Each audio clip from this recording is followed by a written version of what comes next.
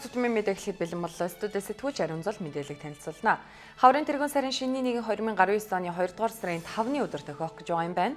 Нийтэр тэмдэглэх баярын болон тэмдэглэлтүүд рүү тэдгээрийг тэмдэглэн өнгөрүүлэх тухай хууль заасанчлан бэлгийн тоолын хаврын тэргуун сарын шинийн 1 2 3-ны өдөр бүх нийтээр амардаг. Битүүний өдөр 2 дугаар сарын 4-ний даваа гараг тохиож байгаа бол 2 дугаар сарын 5 6 7 буюу шинийн 1 2 3-ны өдрүүд нь мигмар лав бүр гарагт таарч байна.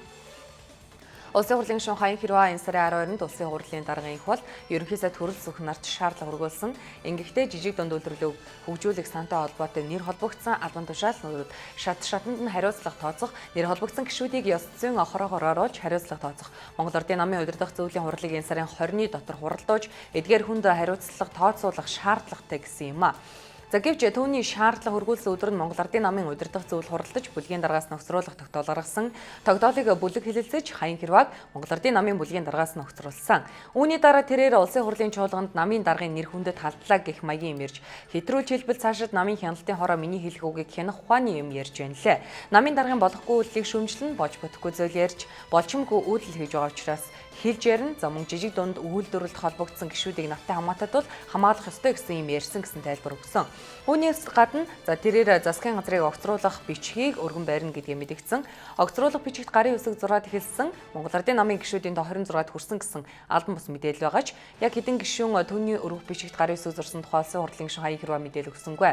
Харин шаардлагын хариу авах сүүлийн хугацаа буюу энэ сарын 20 хүртэл ямар нэгэн мэдээлэл өгөхгүй гэсэн юм.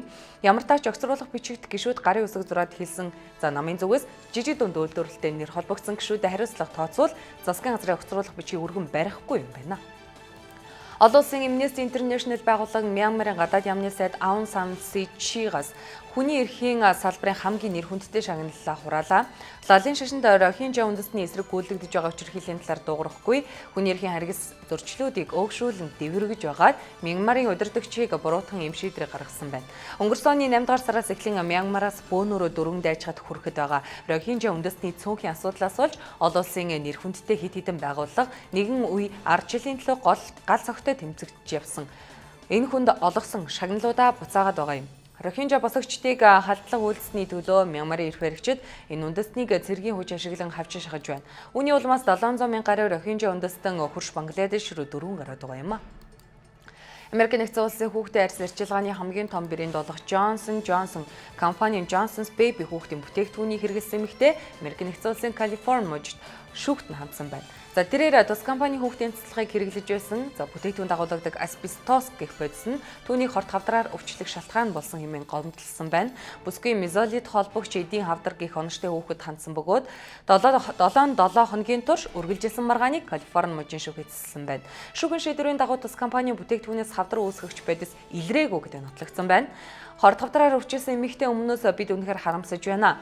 Гэвч түүний өвчний шалтгаан манай компанийн бүтээгдэхүүнээс шалтгаалаг болох нь шинжлэх ухаанаар туршилтаар нь батлагдсан хэмээн Johnson's Baby компани хэвлэлийн төлөөлөгч мэдээлсэн байна. 2018 оны байдлаар Johnson's Baby компани хүүхдийн цацлагтай холбоотой 11700 өмд хүүхэд ирсний 9700 өндөвчний хорт хавдар үүсгэсэн гэх гомдлыг үүсгэсэн байна. За мезолит холбогч эдийн хавдар оноштой 3 хүн уг бүтээгдэхүүнийг хэрэглээд хавдартай болсон нь тогтоогдож Johnson & Johnson компани $142 мянган нөхөн төлбөр төлж байсан бол өндөвчний хорт хавдраар өвчлсөн 22 эмэгтэйд $4.7 тэрбум нөхөн төлбөр төлж байсан гэсэн мэдээлэл байдаг юм байна.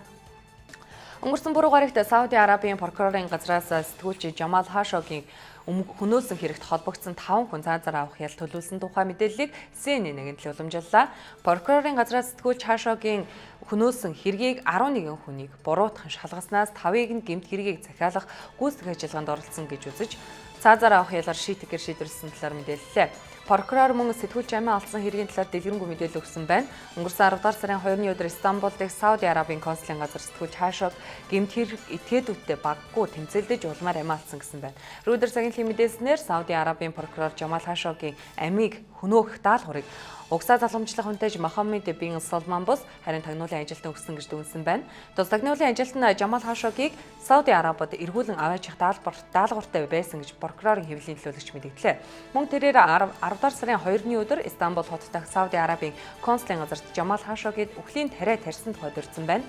Өнгөрсөн 7 хоног сэтгүүлч Хашогийн гэр бүлийнхэн Сауди Арабийн эрх баригчид хандаж цогцыг нь авч оршуулах эсэл үйлдэх хүсэлтэй байгааг мэдгдсэн юм а. Америк нэгдсэн улсын сангийн сайд Стив Мнючин Америк нэгдсэн улсад ажиллаж амьдарч байсан сэтгүүлчин амийг зэрлэгэр хүмүүст эдгээр хүн үлдсэн хэргийнхээ хариуцлагыг үүрэх ёстой гэж мэдгэлээ. Мөн тэрээр сэтгүүлчин амийг хүмүүстээ хэргийн тухай бүх баримт нотлогоо үнэн мөнийг ил тодорхойлохын төлөө Америк нэгдсэн улс хичээнгүйлэн ажиллах болно гэж мэдгдсэн байна. Цаг тутмын мэдээ танилцуулаа одоо үргэлжлүүлэн цаг агаар мэдээлэл анхаарлаа тулно.